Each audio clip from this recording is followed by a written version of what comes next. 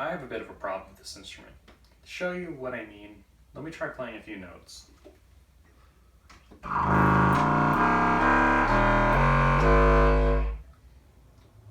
So now, as I'm sure you can hear, there are some pretty serious intonation flaws with this instrument. How did that happen? Well, I'm actually a bit embarrassed to admit, but I made a mistake in my Excel formula that I used to calculate the tone hole locations of this instrument. You see, what I'm doing for the tone holes is I'm taking my contralto clarinet and comparing the ratio of the distance from the tone hole to the mouthpiece to that of my bass clarinet. And then I'm just simply using that same ratio between my contrabass clarinet and the octocontra clarinet. Now, what I didn't account for is the difference in bore size between the bass and the contralto clarinet.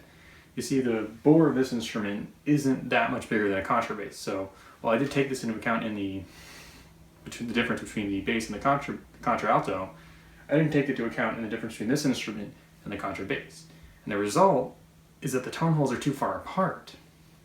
Now, this got me thinking, well, if it's not in tune in the key B flat, what if I kept adding sections to the mouthpiece, to the neck I guess you would call it, to make it play at a lower key, but maybe since the tonals are farther apart, it'll play more in tune. So what I did was I used some small pieces of tubing that I have left over from this project, and here's the result.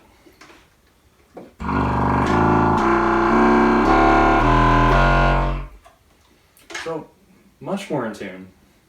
In fact, it's so much more in tune that every single note on the instrument so far is within 10 cents of being perfectly in tune, which is insane for a prototype instrument. Now, there's just one small little problem, and that's that it's no longer an octocontra alto clarinet. It's actually now pitched in the key of D, which is super weird. Now, I actually have so I guess you would call it a sopranino clarinet in the key of D. I don't think it's handy right here, but, oh wait, it's right here. So my wall of many instruments contains almost, actually, every single member of the clarinet family except for some of the more rare ones. So this is my clarinet in the key of D. Now, I still need to fix this thing, but these things were very popular in the early days of the clarinet. You see, the first instruments, the first clarinets that we would call true clarinets, were actually pitched either in the key of C or D, and D tended to be one of the more common keys.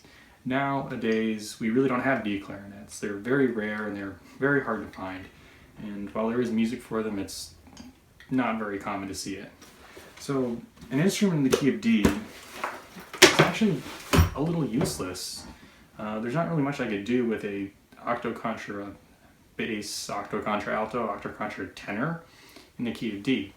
But then I started to think, even an octocontra alto in the key of B flat is pretty useless. I did mention that I could read contrabassoon parts, which is pretty nice, but it's very much a niche instrument. So I guess the question is, would I rather fix the instrument and try and relocate some of the tone holes, which would be a very big job, essentially I'd have to rebuild the instrument from scratch, or should I make it in the key of D? And that's where you guys come in. I want you guys to decide what I'm going to do with this instrument, since I feel like this project is something I want to share, and I want your guys' input about what I should do. So now that that's out of the way, let me discuss the two keys that I recently added to this instrument. So the keys are the left hand third finger and left hand second finger. Now, as I said before, this instrument is going to be sort of a simplified bohm system, although it is possible to add the full assortment of bohm system keywork to this instrument at a later date.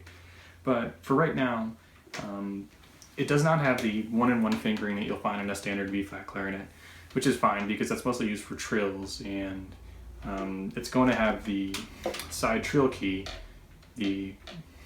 that's operated by the right palm, and it's going to have possibly a sliver key here to also play the E-flat, although I'm debating on whether I actually need that. So the two keys are pretty simple. This is actually the first time I've soldered something for this instrument. Most of the keys have been assembled using the couplings I've showed in an earlier video. So essentially I used a piece of a bass clarinet key here, and then I cut off a touch piece from another bass clarinet key and soldered it onto the pad cup, so it makes a nice comfortable key. And this key is also another key from bass clarinet that I soldered a touch piece on.